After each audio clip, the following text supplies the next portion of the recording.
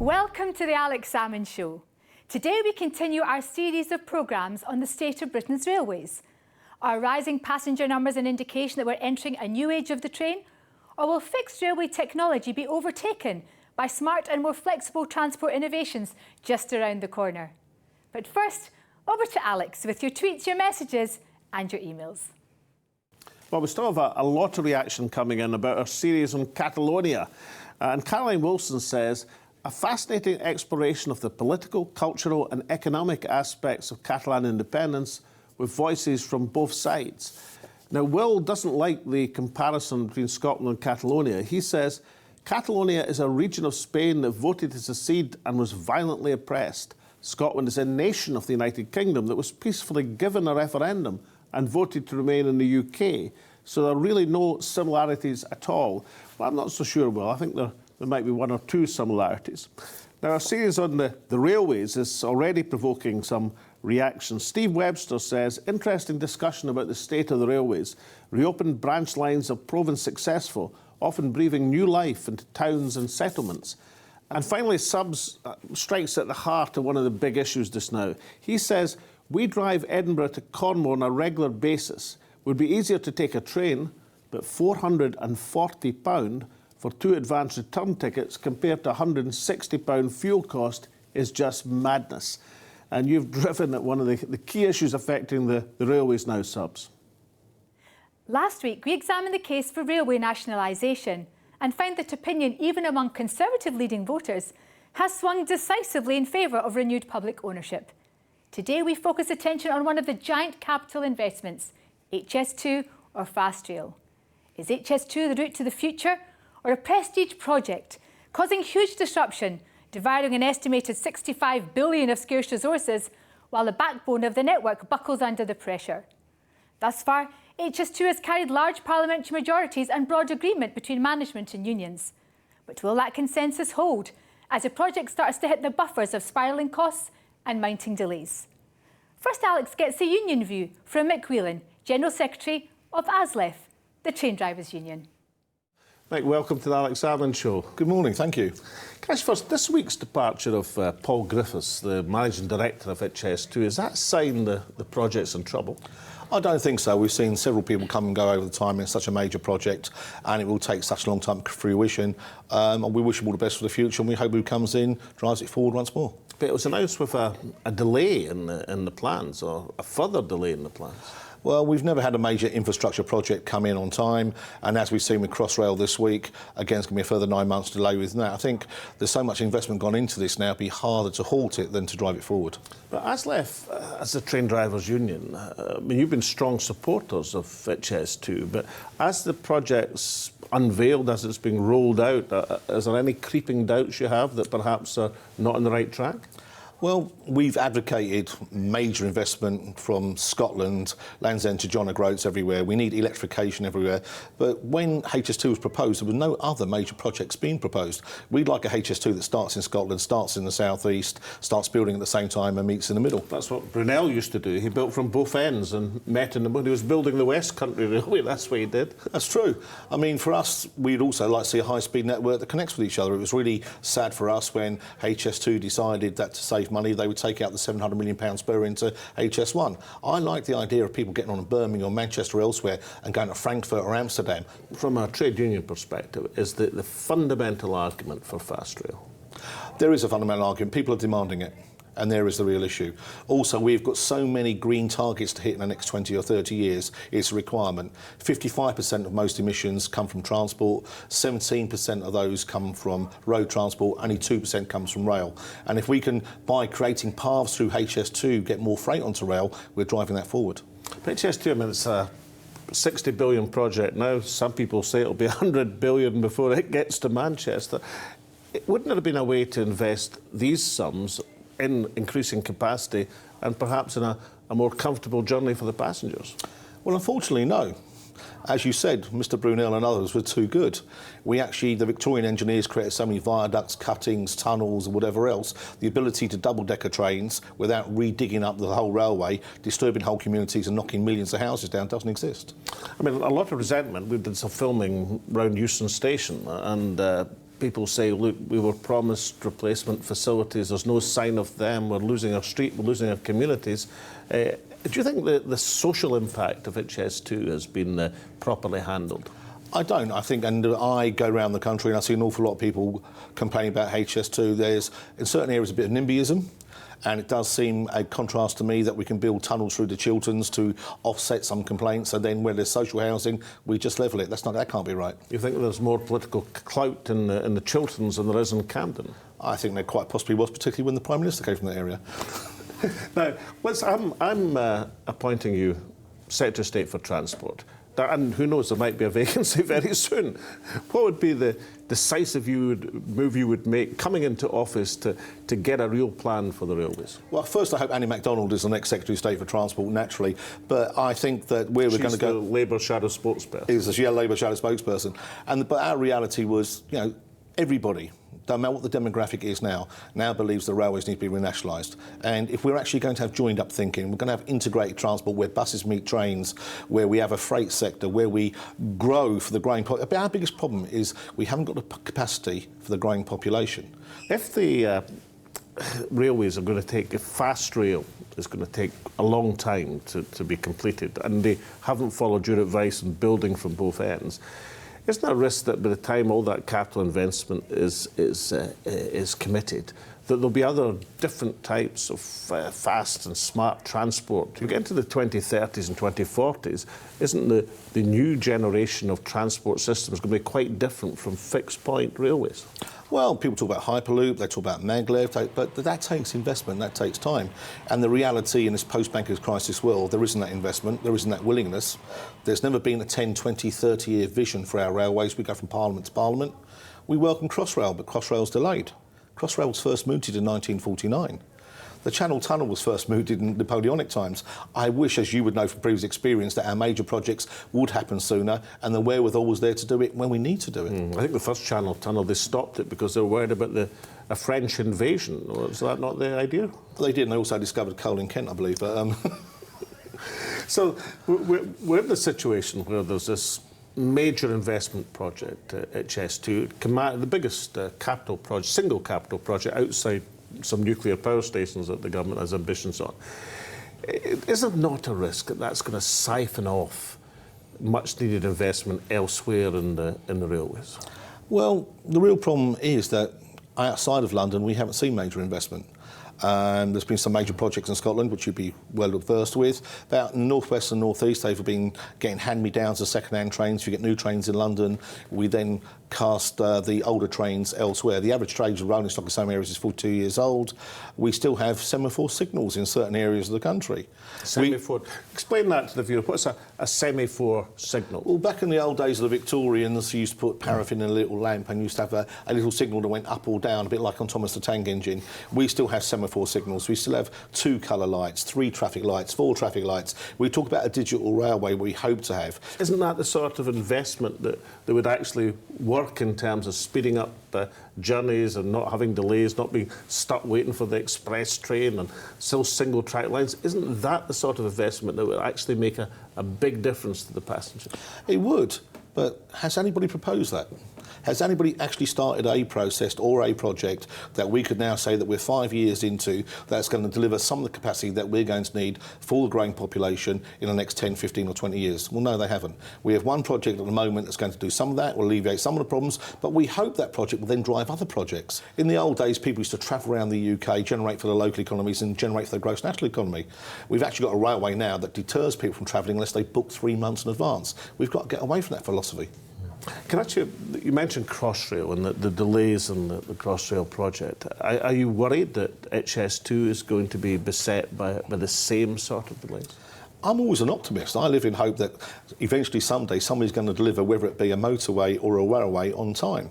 But the fact that it's going ahead, the fact that it would now get to a point where it would be less cost effective to stop it, gives me hope it will be finished. And once it's finished, then what do we demand next? What do we need? And that's where we should be going. Would your advice be to the current Secretary of State for Transport, for goodness sake, start from the north as well, so we can actually finish this project in some sort of reasonable time over the next 2 decades? Well, it's more than that. How can you have 2 major cities in Scotland that have no high-speed network? If we were to do an analogy, if you look at when they built the railways between Madrid and Barcelona, prior to that, the only way to get from Madrid to Barcelona was either road or by flight. Now, only 1 in 10 journeys are by air. And apart from the big capital projects was talked about, Crossrail, HS2, what other, and investment in the signal infrastructure, is there any other significant, and the public ownership, of course, is there any other significant initiative you think would make the big difference and perhaps solidify this growing alliance between the railway unions and the railway commuter? Well, I think it's quite clear that we're now pricing people out of the railway. Because of the lack of social housing, particularly in major conurbations, people are having to travel further and further for work. Of course, the precarious nature of work isn't helping. So the core economics of the railway have always been based on season ticket sales. Well, season ticket sales this year dropped by 9%. That's because if you've got 0 hours contracts, you don't know if you're working next week or next month. If you've got faux self-employment, you're not sure if you're going to be working 3 months from now. So why would you buy a monthly, a quarterly or an annual season ticket? If we want to rebuild the faith in the railways, we've also got to do the other things in politics that make people content to know that they invest and they can travel and they have got jobs to go to. And so you're saying get the fares down. This will be music to the ears of the commuters. Well, it's a political choice to pass the pain from of the fare box from the taxpayer to the commuter.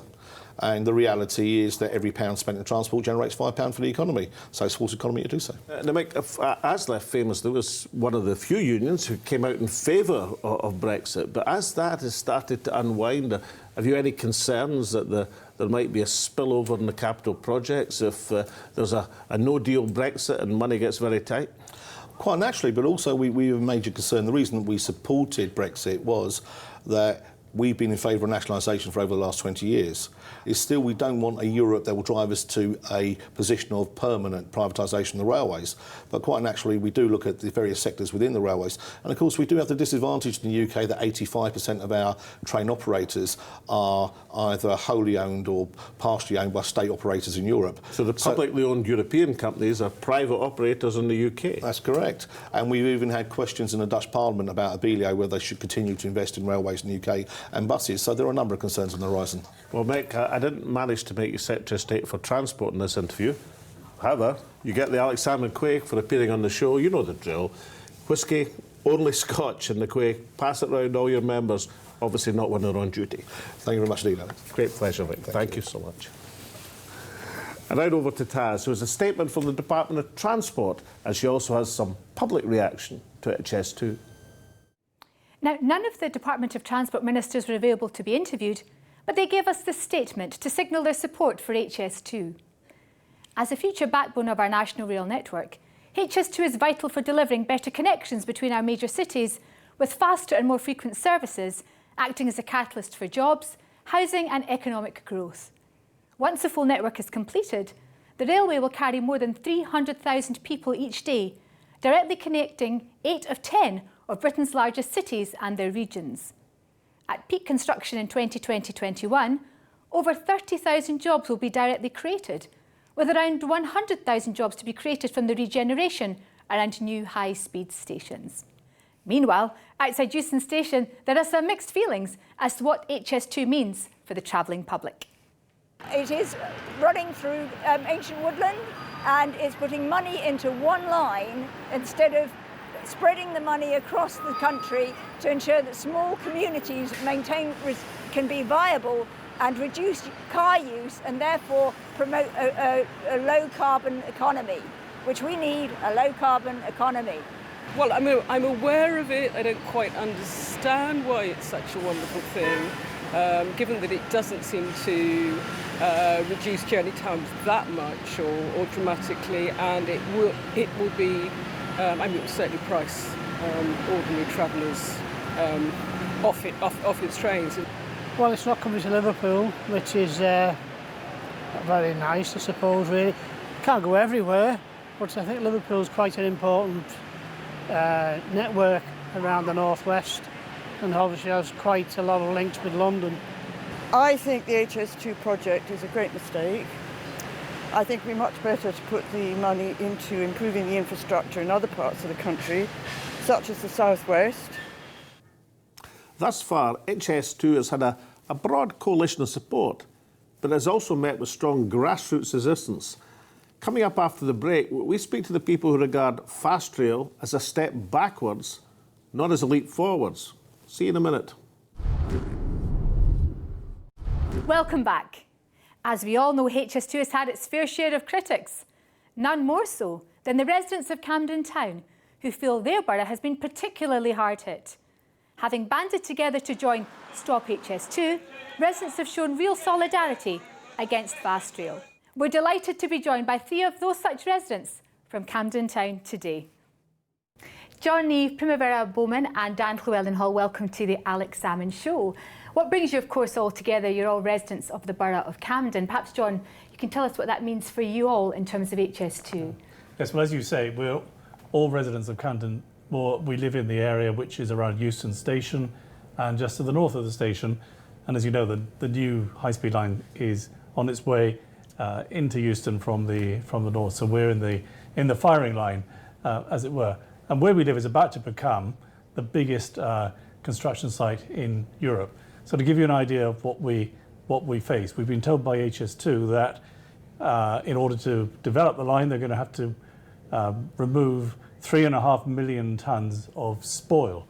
And that will mean hundreds of thousands of HGVs, heavy goods vehicles, coming in to and out of Camden over a 15-year period, because the whole project is going to run through till 2033. Dan Llewellyn-Hall, where is the development now? I mean, has it started? Is the preparation works happening? What's been the impact so far? Well, and you can see from one flank of Euston Park in particular, where the work has visibly commenced, is that the park has been cleared up. It's boarding all around it. It's all made to look as though it's all very friendly and green, and in fact, what it's doing is quite contrary to that. It's creating havoc really in that environment on the busiest road, the most polluted road probably in Europe.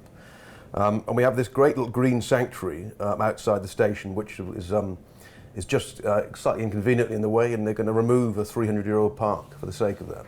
And of course, Dan, you're an artist. Most of us going to say recently, but 2013-14 was the last portrait painted of Her Majesty the Queen. You, of course, have expressed your opposition through art and have painted various canvases in relation to the tree felling that will result, or has resulted, due to HS2. How's that been received?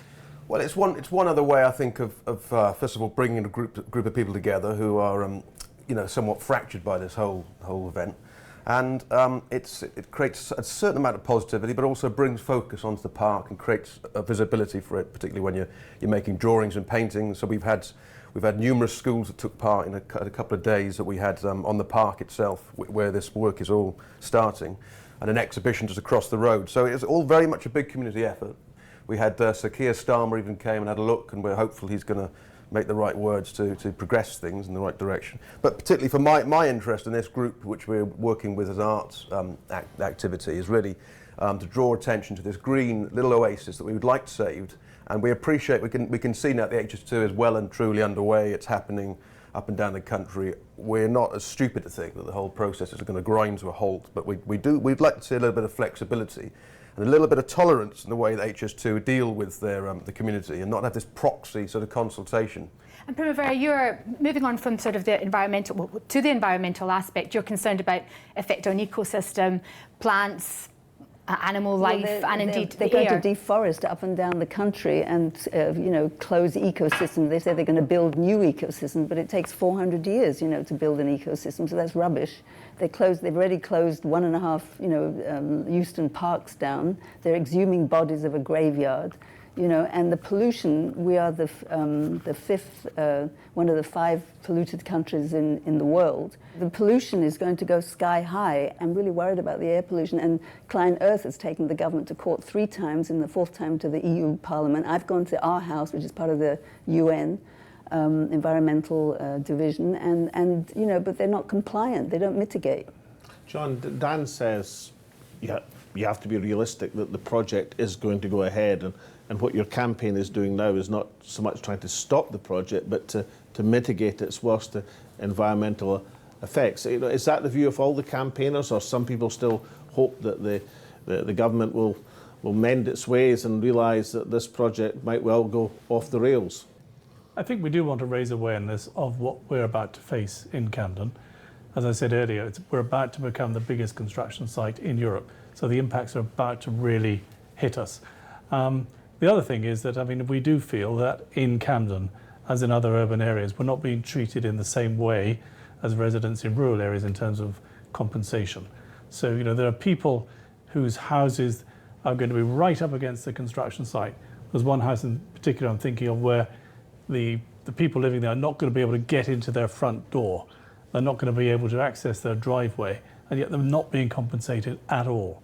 So there seems to be a fundamental unfairness in the way that people in urban areas are being treated compared with those in the country. However, sticking to the topic of compensation, there are people who've already been affected. Are they receiving the compensation that they were promised? No, there was a Bengali couple. I went to a meeting with some lawyers, and you know, they've been turfed out of their place at a minute's notice. And one, you know, they're in their 70s. They own their flat, and the husband is with the son on a couch, and the wife is on another couch of the daughter's house way out of London. I mean, and they haven't seen a penny. And, you know, another one, the Brie Louise, I think it's now 8 months or something like that, and they haven't seen a penny either. That's a pub, isn't it? Yes. Yes, it's a pub, and very, I mean, everyone used to go there. They had, you know, it was a great place, and they haven't seen a penny, and they've been ousted out. Meanwhile, the pub is, you know, it's still standing. They haven't done anything there. They could have been living there instead of spending all their savings. I mean, it's really preposterous, actually, what the government's doing. And, you know, we're talking about the decimation of our heritage. We're talking about, as Prim says, about this exhuming of thousands of bodies from this St James's graveyard, which they still haven't got plans to relocate, by the way. And amongst of these people, there's people the likes of Sir John Soane and all these esteemed people, which I think they sort of don't really look at these things in the finer details. The plans aren't put in place, and the consultation is bogus. But Dan, isn't the counter-argument, as a country, a project like Fast Rail, the biggest infrastructure project in the history of transport in the UK, something like that is the project of the future, and it would be impossible to build a project like that without some alteration of the physical environment somewhere.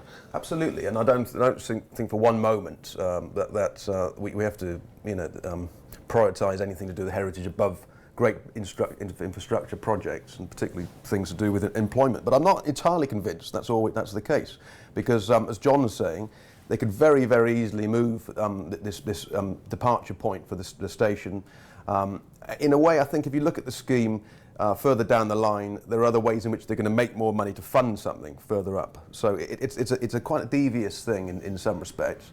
And this bigger argument to say about employment and this huge travel massive hub which they're creating isn't actually essential when you think about it. We've already got the connections into London. We don't need this thing ramroding its way right into... Are you saying that they should have started Fast Rail in Scotland, in the north of England, where the project would have much more support? I do think so. The connectivity into London is perfectly good. In fact, we need to get congestion out of London. We don't want to increase congestion, that's for sure. The areas are too condensed. There's much greater opportunities as a nation to develop the north more like that and have a better connection into the Midlands. And this is something that HS2, I think, has not even for one moment thought about. And why this idea of obsession with access to the south and development of the south, totally unnecessary. We don't need development in the south. It's overdeveloped. It's overdeveloped. Exactly. And these precious little bits of our ecology, for example, in the urban environments, is what I'm particularly interested in. And this land grabbing is really unacceptable. And for the greater good of our nation, is environmentally disastrous. Is there anything that the government could do for the good people of Camden to persuade them to get behind HS2? What, if there was one thing that you would like, or a few things maybe, that they could change or consider to make it more palatable, acceptable, workable for you, what would that be? Well, anything they can do to reduce the impact on people would obviously be incredibly welcome. I talked about compensation, but that's not the only thing we're looking for, I think. I mean, one big improvement would be if they could get more into more of the materials coming in by rail and more of the spoil, the waste going out by rail rather than by road. After all, this is a railway project. It is coming into Euston. You'd think this would be the ideal place to make maximum use of the railways. So that's one of the things we're we're pushing for and will continue to push for. Primavera, if you could make one last appeal to those who are running HS2 and to the government and parliamentarians, what would that appeal be, given your personal experience? Apart from saving the debt and scrapping the whole stupid scheme, I don't know. I think Old Oak Common is a better solution. Double deck down for the Euston Station would be less land grabbing than what they're suggesting. But would you like these decision makers, beyond the sort of organised and staged meetings, would you like them to come down to Camden and actually physically look at what's really going on the ground? I think they have once or twice, but it's to deaf ears. They have this thing in their head, and there's no compliancy, there's no listening. They tick the boxes, so that they can say to the R House, oh, we've done it all. But they don't communicate, and they do something, and then they ask the question rather than asking us, and then compliance, changing their design a little bit. So, Primavera, if you had to make one final appeal to the bosses of HS2, what would that appeal be, given the experience of people in Camden? Start the train in Scotland and bring it down. Because they need trains, they need east-west, they need, from one city in Scotland to the other. We don't need, I have 2 trains behind my house. Why are we triplicating it and running the debt from here to here?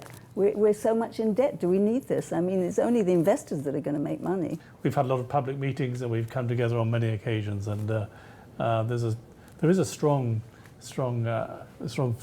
feeling across the borough about this issue. And good luck to you all in your campaign. Thank you. And thank you so much for being on the Alex Salmond Show. Thank you. Thank you for inviting us. Now, coming up in next week's show, we continue our exploration into the impact of HS2 on local communities and ask if it really will be that catalyst for jobs, housing and economic growth that the government promises.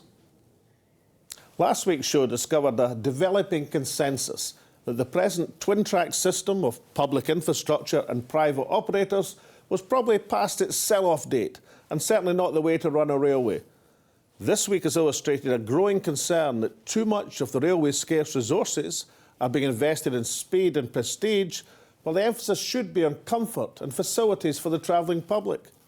And an abiding thought that effective fast rail would also have started north to south rather than just from London upwards. The HS2 train is due to reach Manchester and Leeds in 2033 at a cost of a cool £60 billion. But by the time it pulls into these northern stations, will new forms of smart, flexible mass transportation already be signalling that this new age of the train was a passing phase, not a route to the future? And so from Tasmina and me and all at the Alex Salmond Show is goodbye for now.